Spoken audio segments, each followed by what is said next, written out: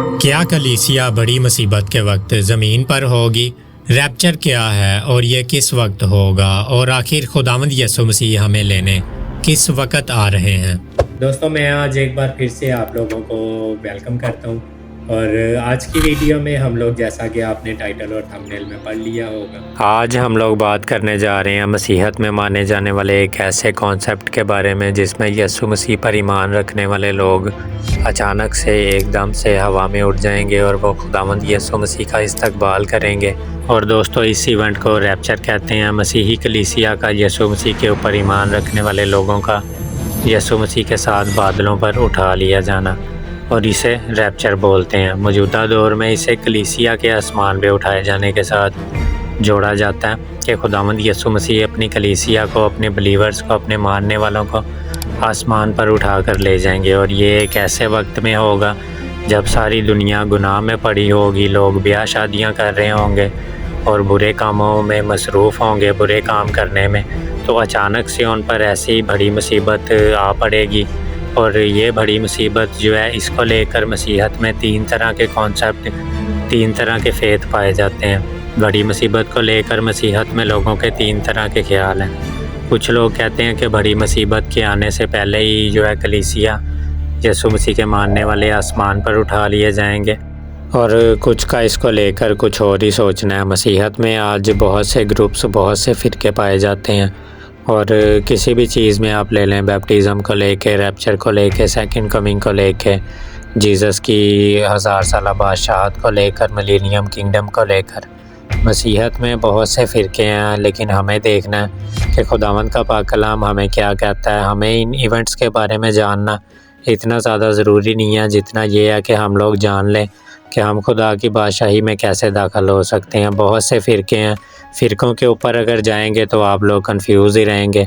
हमें खुदावंद के पाक कलाम को खुद से सर्च करने की, इसको ढूंढने की ज़रूरत है।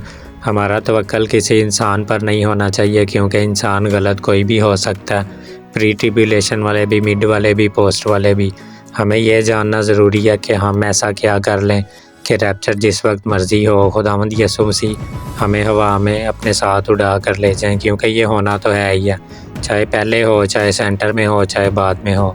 लेकिन हमें ये करना चाहिए कि हम इस लायक बन जाएं कि खुदावंद जब भी वो आएँ हमें अपने साथ आसमान के बादलों पर उठा कर ले जाएं। दोस्तों, आज हम रैप्चर के बारे में बात करने वाले हैं, और बहुत से फ़िरके हैं, बहुत से ग्रुप्स हैं।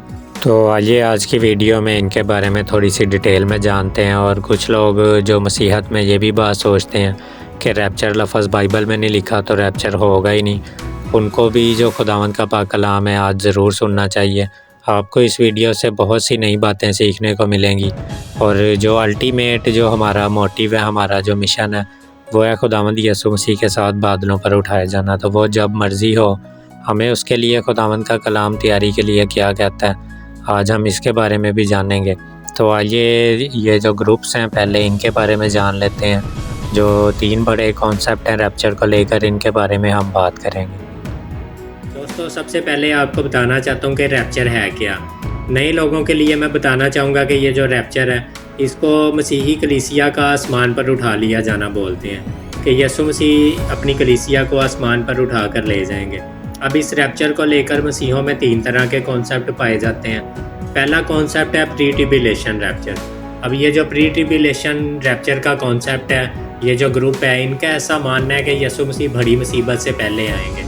यीशु ने, जो खुदा ने 7 साल का वक्त दिया शैतान को इस ज़मीन के ऊपर, कि वो सारी दुनिया के ऊपर जो है इसकी हुकूमत होगी 7 साल के लिए, जिसे कि जेकब्स ट्रबल और ग्रेट ट्रिब्यूलेशन, महाकलेश और बड़ी मुसीबत के नामों से जाना जाता है। अब ये जो बड़ी मुसीबत का वक्त है, मसला इसको लेकर है।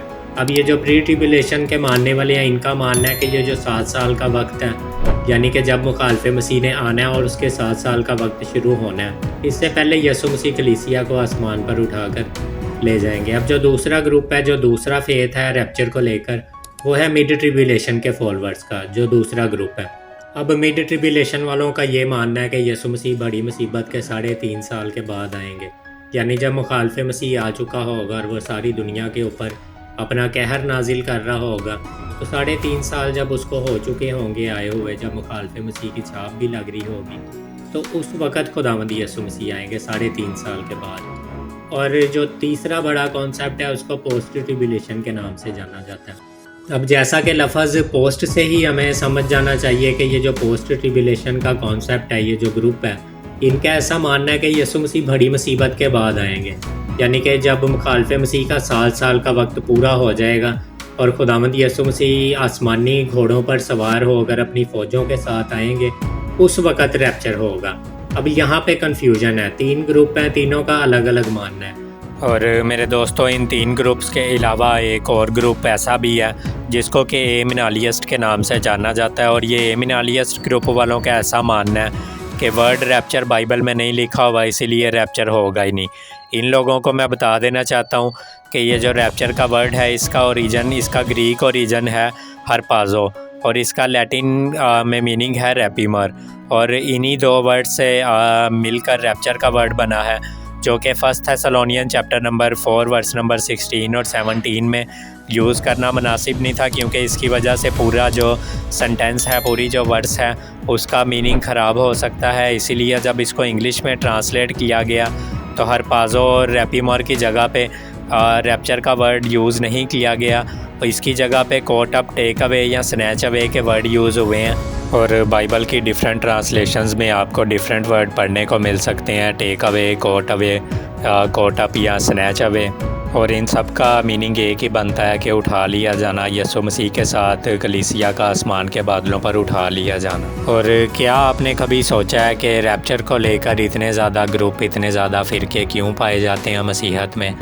तो इसका एक आसान सा जवाब यही हो सकता है कि जो शैतान है वो इतने ज़्यादा रास्ते, इतने ज़्यादा दरवाज़े बना देना चाहता है, इतने ज़्यादा ग्रुप्स और कॉन्सेप्ट्स रैप्चर को लेकर या मसीहत की तालीम को लेकर बना देना चाहता है, ताकि मसीह लोग इनमें कंफ्यूज होकर फंसे रहें और वो निजात को, उद्धार को और हमेशा की ज़िंदगी को कभी भी हासिल ना कर सकें।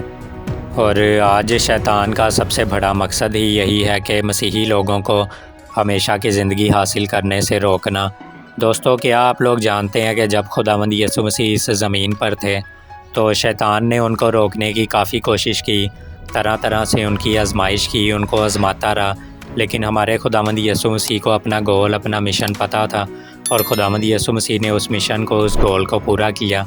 और यीशु मसीह के आसमान पर उठाए जाने के बाद से अब तक ये जो शैतान है, ये जो इब्लीस है, ये मसीहों के पीछे पड़ा हुआ है ताकि मसीही लोग हमेशा की ज़िंदगी को हासिल ना कर लें और आसमान की बादशाही में कभी भी एंटर ना हो सकें। और ये जो सारे ग्रुप्स हैं, ये जो सारे फ़ेथ हैं, हमें जो मसीहत में डिफरेंट फ़ेथ हर एक चीज़ में, हर एक टॉपिक को लेकर मिलते हैं, ये शैतान ही की तरफ से प्लांट किए हुए हैं।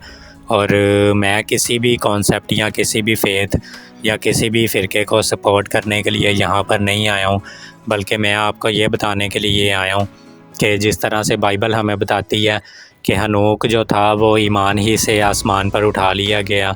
तो दोस्तों, बताना ये चाहता हूँ कि आज किसी भी मसीह बहन भाई के पास अगर तो ये ईमान होगा, तभी वो आसमान के बादलों पर यीशु मसीह के साथ उठाया जाएगा, चाहे वो पहले हो, चाहे वो बाद में हो, चाहे वो सेंटर में हो।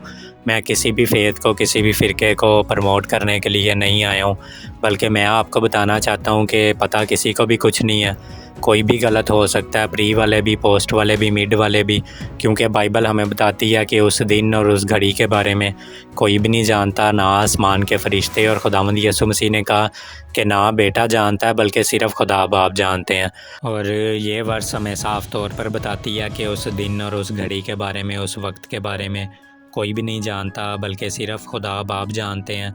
और खुदा बाप जो कि सारी हिकमत का सरचश्मा है, खुदा बाप ने ऐसा मुनासिब जाना कि ये जो राज है रैप्चर का, ये अपने तक ही रखा जाए, ताकि कोई भी गैर निजात याफ्ता शख्स इस राज को जानकर, इस हकीकत को जानकर हमेशा की ज़िंदगी को हासिल ना कर ले। और हमारी अपनी ज़िंदगियों में गुनाह होता है और हमें पता होता नहीं है कि हमने खुद कहाँ पर जाना है, और बस हमने ये बात जाननी है कि जी रैप्चर कब होगा।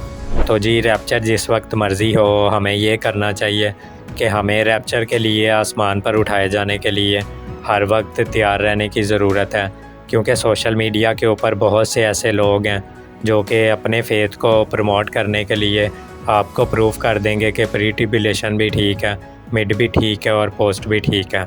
और मैं फिर से कहूँगा कि पता किसी को भी नहीं है। अगर तो प्रूव ही करना होता तो मैं भी आपको प्रूव करके बता देता कि जी ये कॉन्सेप्ट सही है या ये सही है। जबकि हमारा जो ध्यान है, हमारा जो एम है, वो इन चीज़ों के ऊपर नहीं होना चाहिए कि रैप्चर कब होगा, बल्कि इस बात के ऊपर होना चाहिए कि क्या हम लोग उठाए भी जा रहे हैं या नहीं। तो उम्मीद करता हूँ कि आज की वीडियो से आपको काफ़ी कुछ नया सीखने को मिला होगा। वीडियो पसंद आई हो या इन्फॉर्मेटिव लगी हो तो इस वीडियो को दूसरे मसीह बहन भाइयों के साथ भी शेयर करें। खुदावन आप सबको बहुत बरकत दें। God bless you all. आमीन।